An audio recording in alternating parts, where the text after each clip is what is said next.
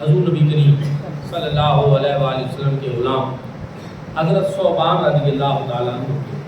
بڑا پیار کرتے تھے حضور نبی کریم صلی اللہ علیہ وسلم سے۔ ان کی خواہش یہ ہوتی تھی کہ میں ہر وقت حاضر بارگاہ رہوں، دیدار کرتا رہوں اور کبھی بھی آپ کی بارگاہ سے دور نہ جاؤں۔ لیکن جب کبھی ان کو گھر جانا پڑتا وہ پریشان ہو جاتے اور یہ سوچ کر کہ اس دنیا میں اللہ نے یہ مجھے بڑا موقع عطا فرمایا ہے، میں کریم آقا علیہ السلام کا دیدار کر لیتا ہوں، آپ کی بارگاہ کا قرب مجھے نصیب ہوتا ہے، کل جب میں مر جاؤں گا تو پھر میرے ساتھ کیا معاملہ ہو، اور پھر جنت میں تو حضور نبی کریم صلی اللہ علیہ وآلہ وسلم کا مقام اور مرتبہ یقیناً بلند ہوگا، تو وہاں میں آپ کا دیدار کر سکوں گا یا نہیں، یہ ایک پریشانی ان کو لاحق ہوگی۔ اس کی وجہ سے وہ کمزور ہونے لگ گئے، ان کا رنگ زرد پڑنے لگ گیا، اور حضور اللہ صلی اللہ علیہ وسلم کی بارگاہ میں ایک مرتبہ آئے تو پھر انہوں نے اپنی تکلیف عرض کر، یا رسول اللہ مجھے یہ پریشان، میں اس لیے کمزور ہو رہا ہوں، مجھے یہ غم کھائے جا رہا ہے بعد از وصال، اور پھر جنت میں میں کس طرح آپ کا دیدار کر سکوں گا، میرا عالم کیا ہوگا۔ جب انہوں نے یہ سوچا تو اللہ رب العزت نے حضرت جبریل امین کو بھیجا،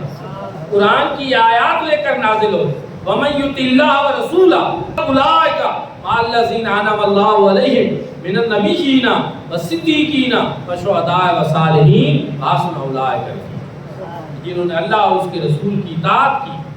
ان کے لیے اللہ رب العزت کا یہ ہے کہ وہ انعام یافتگان میں سے جو لوگ ہیں ان کے اوپر رب کا کرم یہ ہوگا کہ انبیاء، صدیقین، شہداء یہ سارے جنت میں اکٹھے ہوں گے، اور یہ اللہ کے بڑے اچھے دوست ہیں۔ تو اس سے ان کو ایک تسلی دی گئی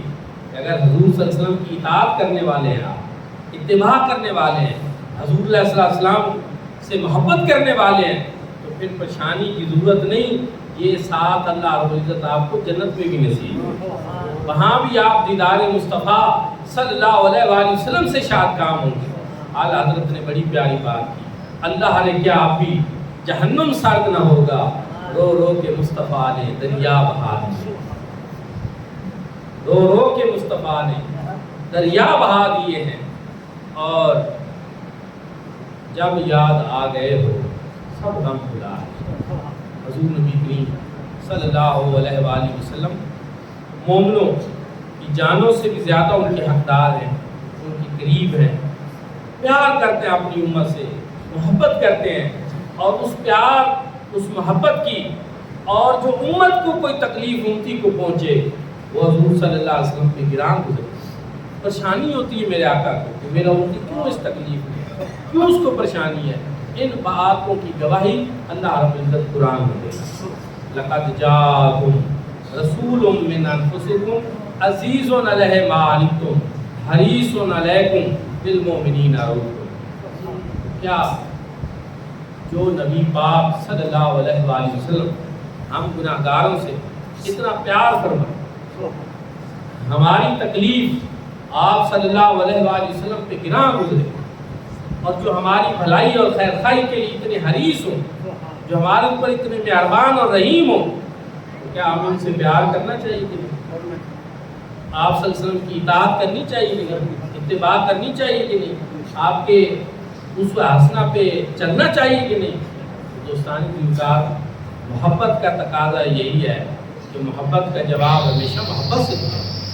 وفا کا جواب ہمیشہ وفا سے دیا جاتا ہے۔ تو حضور علیہ السلام نے اپنی امت کیا